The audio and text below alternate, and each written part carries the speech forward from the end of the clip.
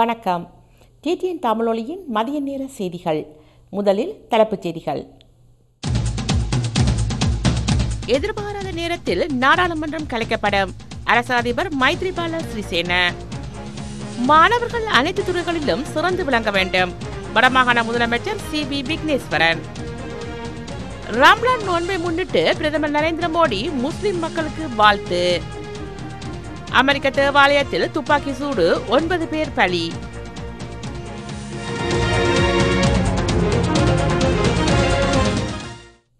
தொடர்வது விரிவான செய்திகள். முதலில் தாயக செய்திகள்.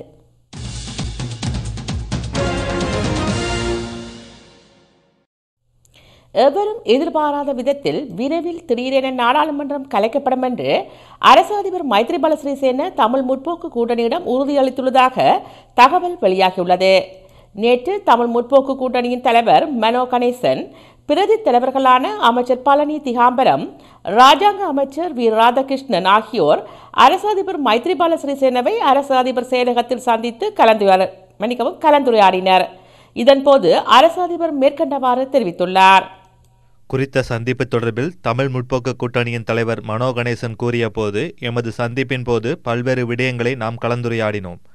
அரசு அதிபர் எம்மிடம் கூறிய விடயங்களில் ஊடகங்களுக்கு கூறக்கூடிய விடயங்களாக 24ஆம் திகதி நாடாளுமன்றம் கலைக்கப்படலாம் என்று கூறியிருக்கலாம். இந்த நாடாளுமன்றம் இனியும் தொடர முடியாது. இது கலைக்கப்பட வேண்டும். அதற்காக முடிவை நான் எடுத்து விட்டேன். திட்டவட்டமான திகதியை நான் இன்னமும் தீர்மானிக்கவில்லை. இன்னமும் சில தினங்களில் திகதி தீர்மானிக்கப்படும். எதிர்பாராத விதத்தில் விரைவில் திடீரென நாடாளுமன்றம் கலைக்கப்படும் என்பதை உங்களுக்கு கூறி வைக்க விரும்புகின்றேன் என்று அரசு அதிபர் தம்மிடம் கூறியதாக தமிழ் முற்போக்கு கூட்டணியின் தலைவர் மனோ கணேசன் தெரிவித்துள்ளார். தேசிய பாதுகாப்பு விடயத்தில் எந்த விட்டுக்கொடுப்பும் கிடையாது என தெரிவித்துள்ள இராணுவ தலைமையகம், யாழ்ப்பாணத்தில் இருந்த புற காவல் நிலைகள் மட்டுமே மூடப்பட்டுள்ளன என்று தெரிவித்துள்ளது. புதிய அரசு அமைந்த பின்னர் வடக்கில் 59 இராணுவ முகாம்கள் மூடப்பட்டுள்ளதாக முன்னாள் அரசு அதிபர் மஹிந்த தரப்பினர் சிங்கள மக்கள் மத்தியில் பரப்புரை செய்து வருகின்றனர். இந்த குற்றச்சாட்டுக்கு இராணுவ தலைமையகம் பதிலளித்துள்ளது. அது விடுத்துள்ள ஊடக அறிக்கையில், 2009ஆம் ஆண்டு போர் முடிவுக்கு கொண்டுவரப்பட்ட பின்னர் ஒழுங்கான முறையில் பாதுகாப்பு நிலைமைகள் மீளாய்வு செய்யப்பட்டு படை நிலைகள் மாற்றியமைக்கப்பட்டன என்றும் அதில் குறிப்பிடப்பட்டுள்ளது. மாணவர்கள் சமுதாயம் அனைத்து துறைகளிலும் சிறந்து விளங்க வேண்டும் என வடமாகாண முதலமைச்சர் சி.வி. விக்னேஸ்வரன் தெரிவித்துள்ளார். வடமாகாண சபையினால் மக்களின் குறைகளை நிவர்த்தி செய்யும் நோக்கில் முன்னெடுக்கப்படும் நடமாடும் சேவை முல்லைத்தீவில் இன்று நடைபெற்றது. இதில் பிரதம அதிதியாக கலந்து கொண்ட முதலமைச்சர் உரையாற்றும் போது இதனை தெரிவித்துள்ளார்.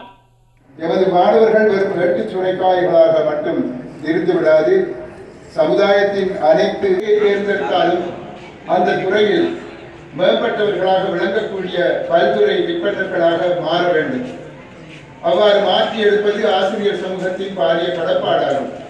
சுமார் 3000 ஆண்டுகளுக்கு முன்னர் கிரேக்க நாட்டில் ஒவ்வொரு மாணவனும் 3 தகமைகளை பெற்றிருக்க வேண்டும் என்று கடப்பாடு இருந்தது.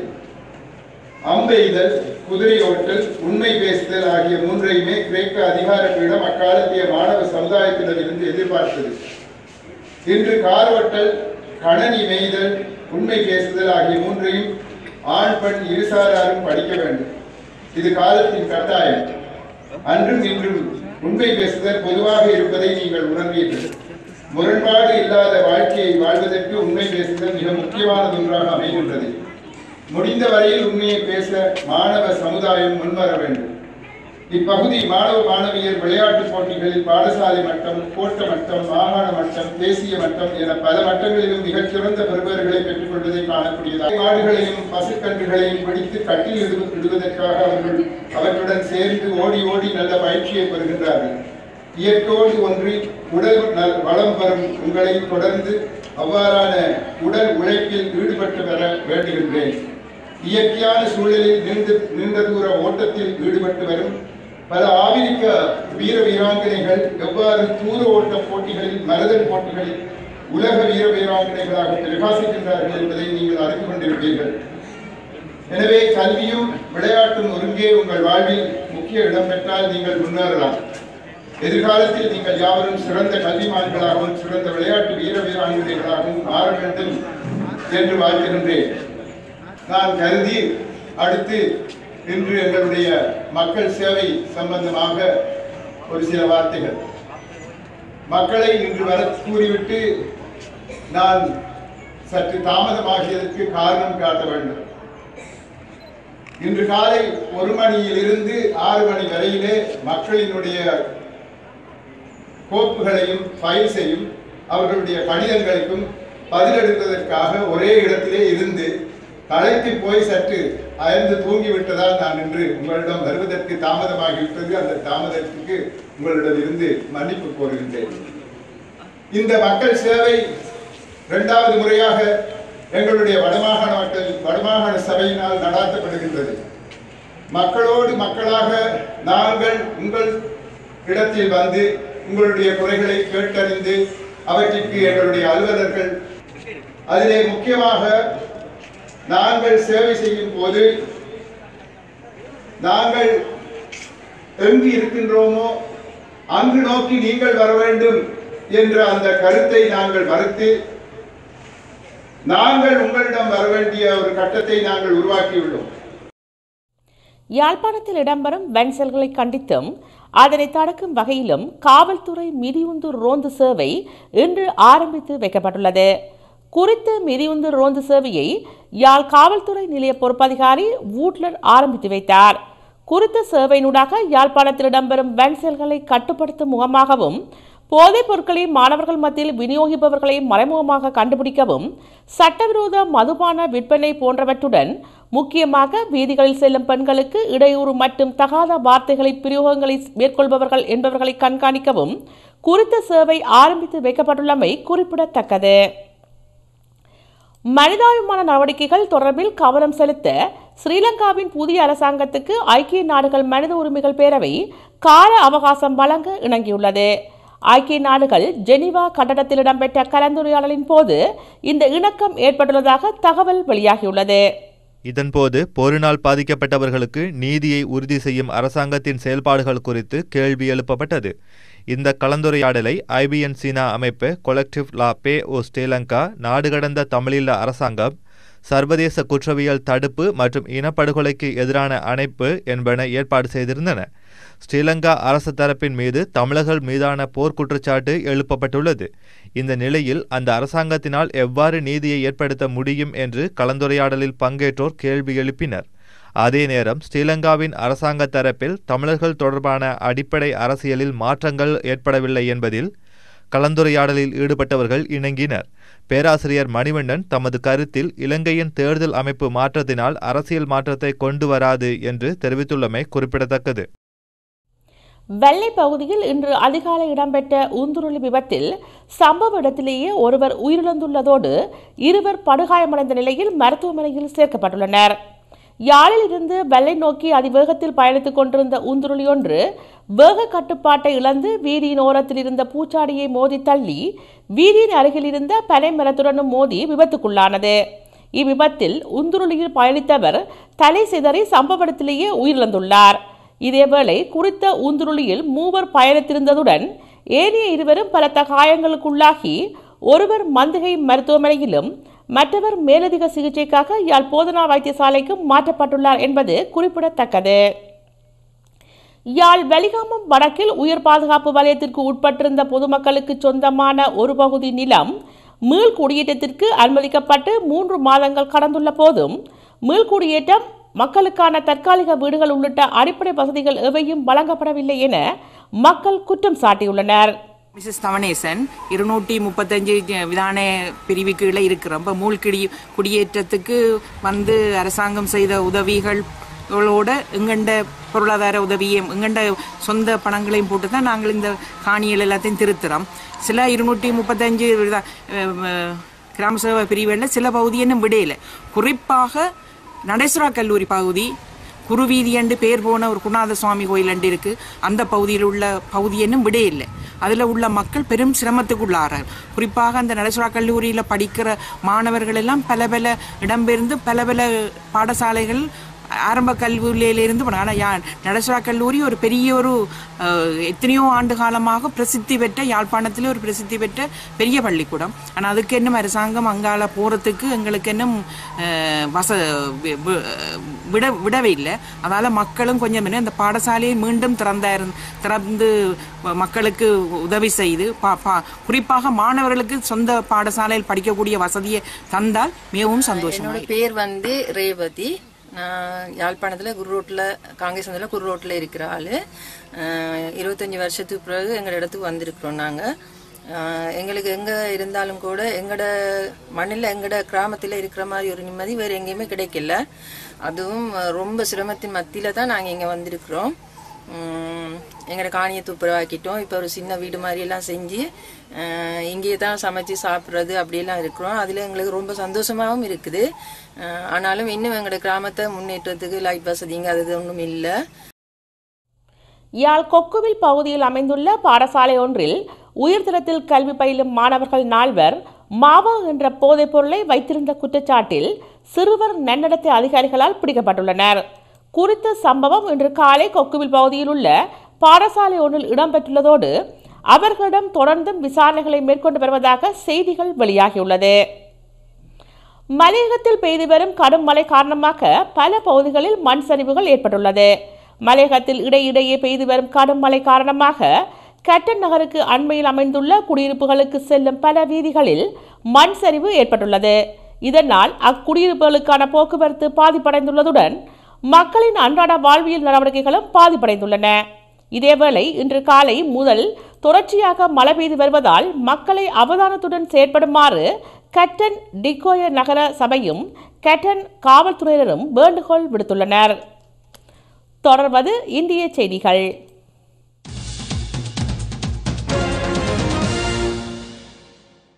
ரம்லான் நோன்பு இன்று வியாழக்கிழமை தொடங்குவதையொட்டி பிரதமர் நரேந்திர மோடி முஸ்லிம் மக்களுக்கு வாழ்த்து தெரிவித்துள்ளார்.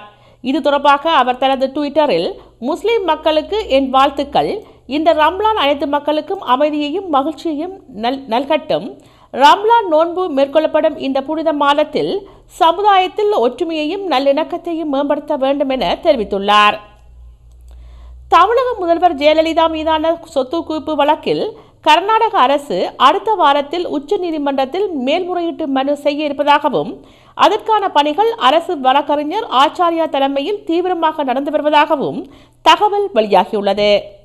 ஜெயலலிதா உள்ளிட்ட 4 மீதான சொத்து குவிப்பு வழக்கின் மேல்முறையீட்டில் 4 விடுவித்து கர்நாடக உயர்நீதிமன்றம் உத்தரவிட்டது. இந்த தீர்ப்பில் பல்வேறு அடிப்படை தவறுகள் இருப்பதால் கர்நாடக அரசு சார்பாக உச்ச நீதிமன்றத்தில் மேல்முறையீடு செய்யப்போவதாக அறிவிக்கப்பட்டுள்ளது. இதையடுத்து மேல்முறையீட்டு மனுவை வடிவமைப்பது தொடர்பாக கர்நாடக சட்டத்துறை செயலர் சங்கப்பா, கர்நாடக அரசு தலைமை வழக்கறிஞர் ரவிவர்மகுமார், அரசு வழக்கறிஞர் ஆச்சாரியா உள்ளிட்டோரிடம் சட்டத்துறை அமைச்சர் டிபி ஜெயச்சந்திரா ஆலோசனை நடத்தினார். அப்போது மேல்முறையீட்டில் வைக்க வேண்டிய வாதங்கள் குறித்து ஒவ்வொருவரும் தனித்தனியாக அறிக்கை தாக்கல் செய்தனர். இந்நிலையில் அரசு வழக்கறிஞர் ஆச்சாரியா தனது உதவி வழக்கறிஞர் சந்தோஷ் சவுட்டா உள்ளிட்டோருடன் இணைந்து ஜெயலலிதா தரப்புக்கு எதிரான மேல்முறையீட்டு மனுவை தயாரிக்கும் பணியில் ஈடுபட்டுள்ளனர். இதற்காக கர்நாடக உச்சநீதிமன்றத்தில் இருந்து அரசு தரப்பு சாட்சிகளில் வாக்குமூலங்கள், 1000க்கும் மேற்பட்ட அரசு சான்று ஆவணங்கள் ஆகியவற்றை பெற்றுள்ளனர். இந்நிலையில் உச்சநீதிமன்றத்தின் கோடை விடுமுறை காலம் அடுத்த வாரத்துடன் முடிந்து நீதிமன்ற அலுவல்கள் தொடங்க இருக்கின்றன. எனவே அதற்கு முன்னதாக கர்நாடக அரசு சார்பாக ஜெயலலிதாவின் விடுதலையை எதிர்த்து அடுத்த வாரத்தில் மேல்முறையீட்டு மனு தாக்கல் செய்ய திட்டமிடப்பட்டுள்ளது. அவ்வாறு மனு தாக்கல் செய்யப்பட்டால் ஜூலை முதல் வாரத்தில் வழக்கு விசாரணைக்கு வர வாய்ப்புள்ளதாக தகவல்கள் தெரிவிக்கின்றன. அகில இந்திய மருத்துவ நுழைவுத் தேர்வு நிறுத்தம் செய்யப்பட்ட விவகாரம் தொடர்பாக சிபிஎஸ்இ சார்பில் தாக்கல் செய்யப்பட்ட மனுவை உச்சநீதிமன்றம் விசாரணைக்கு ஏற்றுக்கொண்டுள்ளது. நாடு முழுவதும் உள்ள மருத்துவம் மற்றும் பல் மருத்துவக் கல்லூரிகளில் அகில இந்திய ஒதுக்கீட்டின் கீழ் மாணவர்களை சேர்க்க ஆண்டுதோறும் நுழைவுத் தேர்வு நடத்தப்படுகின்றது. சிபிஎஸ்இ அமைப்பு கடந்த மே 3ஆம் தேதி இத்தேர்வை நடத்தியது. 6,30,000 மாணவர்கள் தேர்வு எழுதினர். இதில் முறைகேடு நடந்துள்ளதாக மறுநாளே குற்றச்சாட்டு எழுந்தது. ஹரியானா மாநிலம் ரோத்தாக் நகரைச் சேர்ந்த ஒருவரை அம்மாநில காவல்துறையினர் கைது செய்து விசாரித்ததில் முறைகேடு நடந்ததற்கான ஆதாரம் கிடைத்தது. இதன் பேரில் வழக்கு பதிவு செய்து விசாரணை நடந்தது. இது தொடர்பாக ஹரியானா மாணவர் உச்சநீதிமன்றத்தில் வழக்கு தொடர்ந்தார். இந்த வழக்கை விசாரித்த உச்சநீதிமன்றம் கடந்த 15ஆம் தேதியன்று தேர்வில் நடந்த முறைகேடுகள் காரணமாக அகில இந்திய மருத்துவ நுழைவுத் தேர்வு ரத்து செய்யப்படுகின்றது, 4 வாரங்களுக்குள் மறுதேர்வு நடத்த வேண்டும் என CBSEக்கு உத்தரவிட்டது. இந்நிலையில் 4 வாரங்களுக்குள் மறுதேர்வு நடத்துவது மிகவும் சிரமம், எனவே மறுதேர்வு நடத்த குறைந்தபட்சம் 3 மாதங்களாவது அவகாசம் தேவை என கோரி CBSE சார்பில் உச்சநீதிமன்றத்தில் மனு தாக்கல் செய்யப்பட்டது. இந்த மனுவை நீதிபதிகள் RK அகர்வால், AM சாப்ரோ அடங்கிய அமர்வு விசாரணைக்கு ஏற்பதாக தெரிவித்துள்ளமை குறிப்பிடத்தக்கது. சென்னை RK நகர் இடைத்தேர்தலையொட்டி தமிழக முதல்வரும் அதிமுக வேட்பாளருமான ஜெயலலிதா தொகுதியில் மேற்கொள்ள இருக்கும் பிரச்சார பயணம் தொடர்பான குறிப்பு வெளியிடப்பட்டுள்ளது. இது தொடர்பாக அதிமுக தலைமை கழகம் வெளியிட்டுள்ள செய்திக்குறிப்பில் 27/6/2015 அன்று நடைபெற உள்ள டாக்டர் ராதாகிருஷ்ணன் நகர் சட்டமன்ற தொகுதிக்கான இடைத்தேர்தலில் போட்டியிடும் அனைத்திந்திய அண்ணா திராவிட முன்னேற்ற கழக பொதுச் செயலாளர் தமிழ்நாடு முதல்வர் ஜெயலலிதா 22/6/2015 திங்கட்கிழமை அன்று டாக்டர் ராதாகிருஷ்ணன் நகர் சட்டமன்ற தொகுதியில் தேர்தல் பிரச்சாரம் செய்ய உள்ளதாக அறிவிக்கப்பட்டுள்ளது. தொடர்வது உலக செய்திகள்.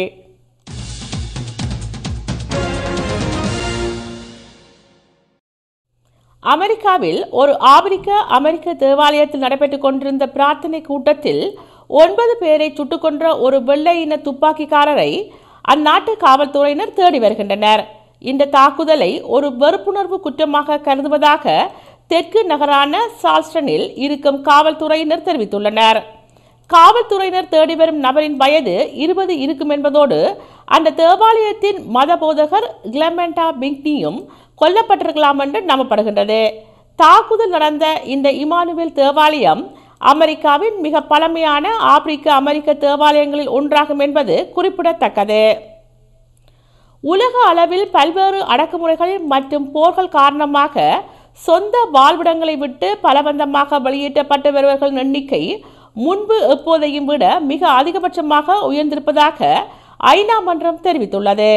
இந்த ஆண்டு மட்டும் 6 கோடி பேர் உலக அளவில் இப்படி பலவந்தமாக தமது வாழ்விடங்களை விட்டு வெளியேறும்படி செய்யப்பட்டிருக்கிறார்கள் என்றும் ஐநா மன்றம் கணக்கிட்டுள்ளது.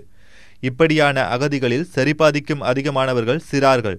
சிறிய மோதல்களில்தான் அதிகபட்சமானவர்கள் இப்படி இடம்பெயர்ந்திருக்கிறார்கள். நாடுகளின் அரசாங்கங்கள் எந்த கவலையும் இல்லாமல் நினைத்த மாத்திரத்தில் போர்களை துவங்குவதாகவும் சர்வதேச சமூகம் அதை தடுக்க சுத்தமாக முயலாமல் இருப்பதாகவும் ஐநா மன்றத்தின் அகதிகளுக்கான ஆணையர் அந்தோனியோ குடரஸ் தெரிவித்துள்ளார். தென்கொரியாவில் மெர்ஸ் சுவாச தொற்று நோயால் உயிரிழந்துள்ளவர்களின் எண்ணிக்கை 23ஆக அதிகரித்துள்ளது. இந்நாட்டில் ஒரு மாதத்துக்கு முன்னர் மத்திய கிழக்கு சுவாச தொற்று நோய் என்று சொல்லப்படுகின்ற மெர்ஸ் நோய் பரவ ஆரம்பித்தது. 160க்கும் அதிகமானோருக்கு இந்த கிருமி தொற்று ஏற்பட்டுள்ளதாக இதுவரை தெரிய வந்திருப்பதாக அந்நாட்டின் சுகாதார அமைச்சு தெரிவித்துள்ளதோடு புதிதாக சிலருக்கு நோய் பரவி இருப்பது கண்டுபிடிக்கப்பட்டிருந்தாலும் தென்கொரியாவில் மெர்ஸ் பரவல் இனி அதிகரிக்காது என அதிகாரிகள் கூறுகின்றனர். இந்த மாத இறுதியோடு இந்த நோய் புதிதாக பரவுவது கட்டுப்படுத்தப்படும் என்று அவர்கள் தெரிவித்துள்ளமை குறிப்பிடத்தக்கது. தொடர்வது செய்திகளின் பிழிவு. எதிர்பாராத நேரத்தில் நாடாளுமன்றம் கலைக்கப்படும் அரசு அதிபர் மைத்ரிபால சிறிசேன. மாணவர்கள் அனைத்து துறைகளிலும் சிறந்து விளங்க வேண்டும் வடமாகாண முதலமைச்சர் CB விக்னேஸ்வரன். ரம்லான் நோன்பை முன்னிட்டு பிரதமர் நரேந்திர மோடி முஸ்லிம் மக்களுக்கு வாழ்த்து. அமெரிக்க தேவாலயத்தில் துப்பாக்கி சூடு 9 பேர் பலி.